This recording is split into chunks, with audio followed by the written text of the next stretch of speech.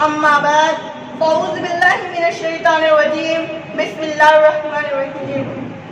मोहतरम सदर साहब, आपने जो तकरीरी मुकाबला मुतय्यन किया है उससे मुझे बड़ी खुशी और मसरत महसूस हो रही है कि जिसकी बिना पर मुझे ये मौका मिला है कि जंग आज़ादी में मुसलमानों के किरदार पर रोशनी डाल सकूं। अल्लाह ताला मुझे कुछ मुफीद बातें कहने की तौफीक बख्शे।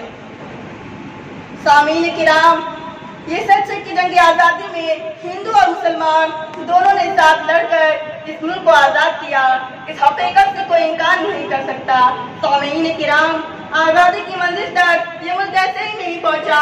आज़ादी तक पहुंचने के लिए खून के दरिया बहाए, कैसे हिंद की सोहबतें बर्दाश्त की, काला पानी की आजमाइश का सामना किया, फांसी पर चढ़ाए गए और 200 साल की तारीख लहू से भरी हुई तारीख है। तारीख बताती है जब कभी इम्तिहानात ने पुकारा, इस मुल्क की आज़ादी के लिए सबसे पहले सीना सबल होकर खड़ा होने वाला मुसलमान था।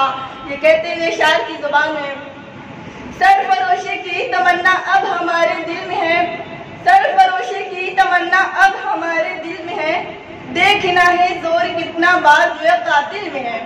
ऐ शहीद मुल्क मिल्लत मैं तेरे ऊपर निशान, ऐ शहीद मुल्क मिल्लत मैं तेरे ऊपर निशान, अब तेरी हिम्मत का चर्चा गैर की महफिल में है।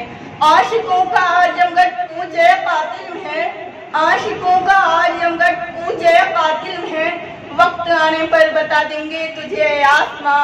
हम अभी से क्या बताएं क्या हमारे दिल में है, हम अभी से क्या बताएं क्या हमारे दिल में है, खून से खेलेंगे होली गर वतन मुश्किल में है।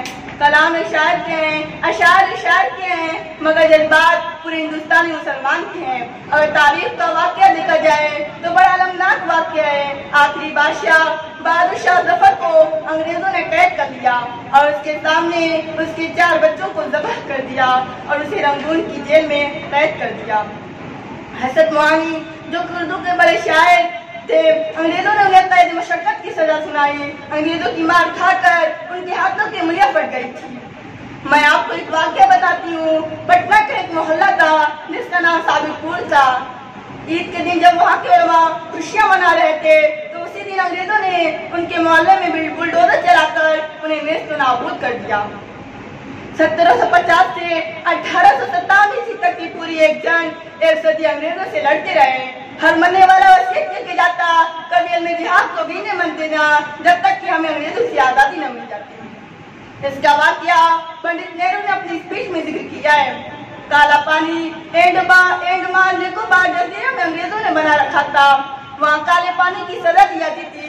काले पानी की सजा 95 मुसलमानों को दी, इनमें 5 गैर मुस्लिम थे और उन 95 में ज्यादातर उलमाए किराम थे, जिनमें हजरत थानवी, हजरत यहिया और हजरत मौलाना अब्दुल कलाम आजाद। ये इतनी मुश्किल सजा थी कि हिंदुओं की हिम्मत जवाब दे गई। इन रहनुमाओं की कुर्बानियों की वजह से आज हम आज़ादी की सांस ले रहे हैं और वक्त की कमी की वजह से मैं इस शेर के साथ रुखसत होना चाहती हूँ। मेरी सांसों पर तुम्हारा अनगिनत एहसान है, मेरी सांसों पर तुम्हारा अनगिनत एहसान है, तेरे खुशहाली रहे कहता मेरा ईमान है।